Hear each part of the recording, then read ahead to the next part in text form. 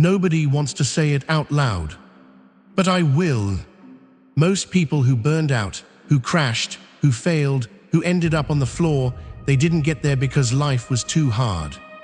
They got there because somewhere along the way, they stopped choosing themselves. They kept showing up for everyone else. For the job, for the relationship, for the expectations of people who aren't even in the room anymore. And when the crash came, and it always comes, they looked around and realized they had built an entire life for everybody except the person who had to live it. I'm not here to feel sorry for you. I'm here to tell you the fact that you burned out. That collapse, that failure, that was your wake-up call. And right now is the moment you decide what you do with it. Let me tell you exactly where you are right now. You're exhausted, not just physically, bone-deep exhausted, the kind of tired that sleep doesn't fix. Because you've been running on fumes for so long that you've forgotten what it feels like to actually have something in the tank. You've been going through the motions, waking up, going through the day, going to bed, repeating. And somewhere in the middle of all of that, you lost yourself. You can't even remember the last time you did something just because you wanted to.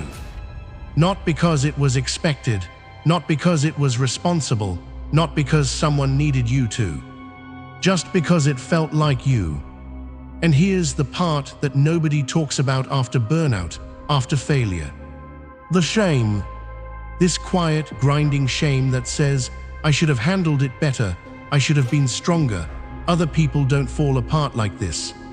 And you carry that shame around like it's yours to own forever. I need you to hear something right now, and I need you to actually hear it, not just let it pass over you. Burning out is not weakness, failing is not the end of the story, breaking down does not mean you are broken. It means you were human in a world that forgot to give you permission to be human. That ends today. Here is what nobody told you about what just happened to you. You didn't break because you're weak.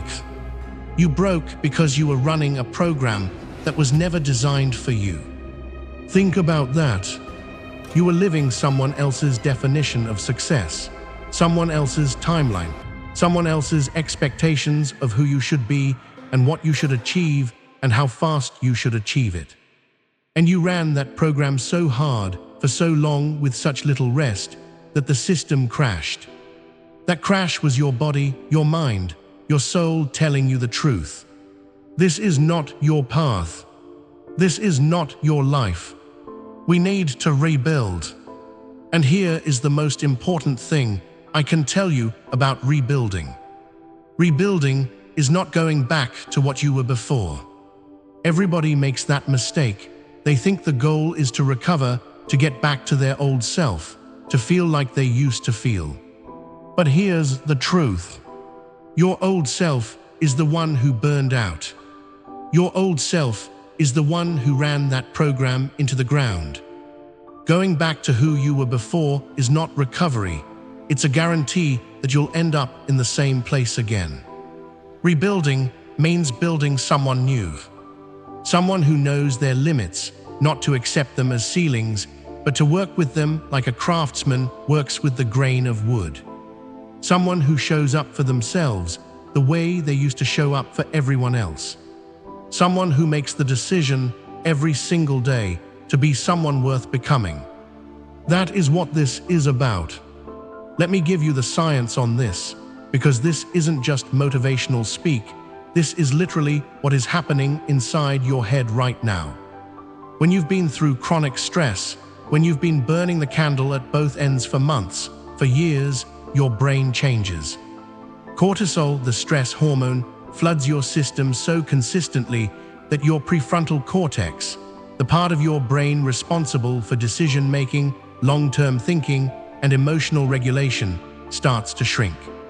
Your amygdala, your threat detector, gets more reactive. Your nervous system gets wired to threat, gets wired to survival mode. And here's what that means in practical terms. Everything feels harder than it is. Every decision feels like a mountain. Every obstacle feels like proof that you can't do this. That is not who you are. That is your brain in a state of physiological depletion. But here is the other side of that science. Neuroplasticity. Your brain is not fixed. It is not hardwired to stay the way it is. Every single day, every thought you choose to think, every action you choose to take, every belief you reinforce, you are literally rewiring your neural pathways. The brain you have today after the burnout, after the failure, that brain can be rebuilt. Not by forcing yourself to think positively, by consistently taking small actions that create new evidence about who you are. Every rep counts, every day counts, every choice counts. The rewiring happens in the doing. I want to tell you about someone. At 32 years old, he was what everyone would call successful. Six-figure salary, corner office by 30, married, house in the suburbs, the whole script. And then, over the course of 18 months, every single piece of that fell apart. The company restructured, his role got eliminated. The marriage that had been on thin ice for years finally broke. And then his father died. 3 punches, back to back to back. He told me I didn't just lose those things, I lost myself, because I realized I had spent 32 years building an identity out of things that could be taken away, and when they were, I had no idea who I was. He spent 3 months barely getting off the couch. Not because he was lazy, because he was grieving not just the loss, but the illusion.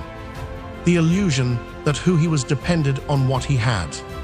And then one morning, no dramatic moment, no lightning bolt, he just decided, if I'm going to rebuild, I'm building something real this time. He started with his body, not because he wanted to look good, because he needed to feel like he could do hard things again. 30 minutes a day, that was it. Then he started journaling, just 5 minutes every morning. What do I actually value? What do I actually want? Not what I was supposed to want. What do I want? Then he started having conversations he'd been avoiding for years, with his mother, with old friends, with himself. 2 years later, he didn't have the corner office back. He had something better. He had a business he built from scratch around what he actually cared about. A relationship, a new one built on honesty instead of performance. And a relationship with himself that no job, no market crash, no person could take away. He told me the burnout was the best thing that ever happened to me, not because it wasn't painful. It was the most painful thing I've ever been through, but because it was the first time in my life that I stopped lying to myself. But that is what's available on the other side of what you're going through right now. Not just recovery, revelation. I'm going to ask you something hard right now.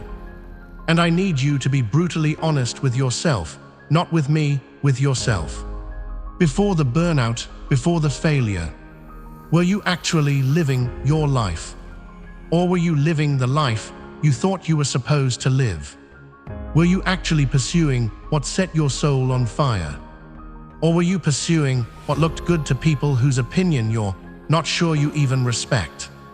Were you taking care of yourself, genuinely, consistently, without guilt? Or were you running on caffeine and willpower, and the terrifying thought that if you stopped moving, everything would fall apart? Because here's what I see in almost everyone who burns out. It wasn't random, it wasn't bad luck. It was the bill coming due. Years, sometimes decades, of neglecting the most important relationship you will ever have in your life. The one with yourself. And I am not saying that to make you feel guilty. I am saying it because guilt is only useful if you use it as information. What did this cost me? What does that tell me about what I actually need to change? Not just tactics, not just better time management, not just a new morning routine. What fundamentally needs to change about how you are living your life? That is the question the burnout is forcing you to answer. Answer it honestly, answer it completely. Because if you don't, if you just recover enough to run the same program again, you will end up here again. I promise you. Here's something that took me a long time to understand. We talk about success, we talk about achievement, we talk about goals. But we almost never ask the most important question. Who am I becoming in the pursuit of all this? Because here's the thing about the version of success that most people are chasing, the external version, the metrics version. It doesn't care what it turns you into to get there. It will take your health if you let it. It will take your relationships if you let it. It will take your integrity, your joy, your sense of self if you let it. And at the end of all of that, if you actually reach it, you'll get there and realize, I don't recognize the person who arrived. Rebuilding yourself after burnout is a chance to flip that equation completely. Instead of asking, what do I want to achieve? Start asking, who do I want to become? Define the person, build toward the person. A person who is disciplined, not as punishment, but as self-respect. A person who is honest, with themselves first, with others second. A person who shows up fully for the things that actually matter, and has the courage to stop showing up for the things that don't. A person who takes their health seriously, not to look a certain way, to be alive and functional and fully present for the years ahead. A person who has standards not for others, for themselves. That person, once you define them, once you decide that's who you're building, everything changes. Because now you're not motivated by fear. You're not running away from failure. You're building towards something. And identity, true identity, the kind that comes from daily committed action, is unshakable in a way that motivation never is. Motivation is a feeling. It comes and goes. Identity is a decision. You either maintain it or you don't. All right, let's get concrete. Let's talk about what actually rebuilding yourself looks like. Not in theory, not in philosophy, in action, starting tomorrow morning. Step 1, take an honest inventory. Before you can rebuild, you need to know what you're working with. Get a piece of paper, not your phone, paper, and write down the honest truth about your life right now. What areas are genuinely good?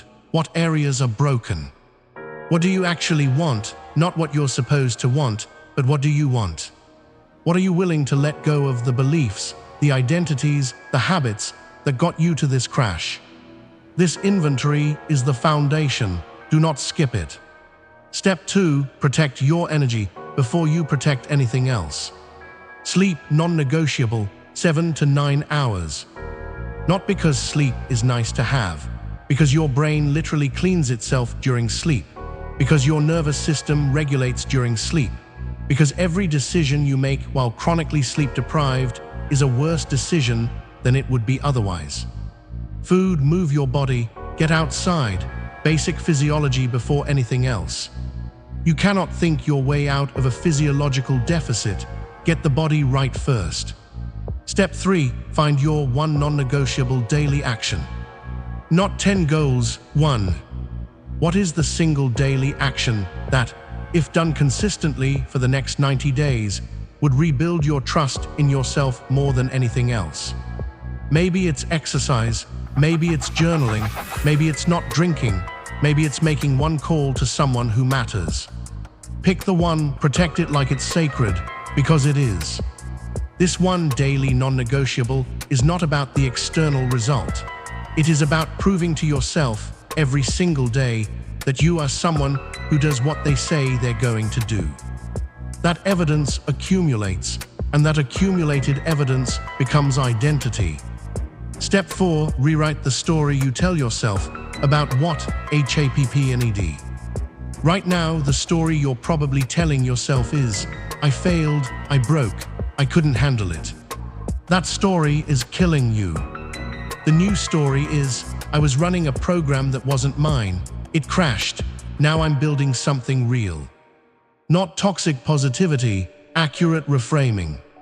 Because the story you tell about your past determines what you believe is possible for your future.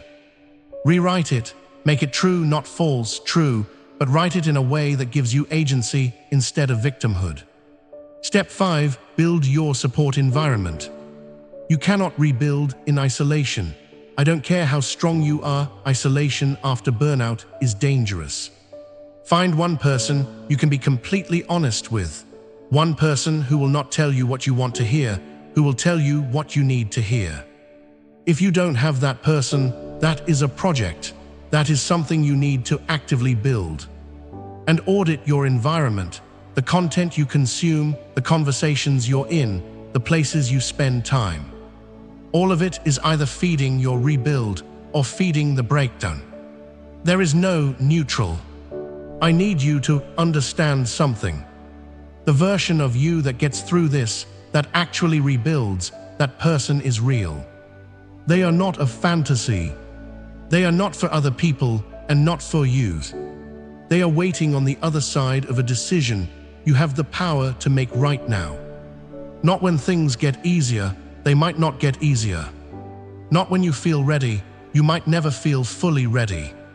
No, because the truth about rebuilding yourself after burnout, the truth that changes everything once you really get it, is this. You were built for more than what broke you. The fact that you're here, watching this, looking for something, that is not weakness. That is the first movement of something waking back up inside you. Don't ignore that. Don't rationalize it away. Don't wait for a better moment. Every single person who ever rebuilt their life after hitting the floor felt exactly what you feel right now. Uncertain, unqualified, not sure if they had what it took. They moved anyway. That is the only difference between them and where you are right now. They moved anyway. So what are you going to do? Last thing, and I want you to hold on to this. There are going to be hard days in this rebuild. Days when it feels like you're sliding backwards. Days when the progress is invisible.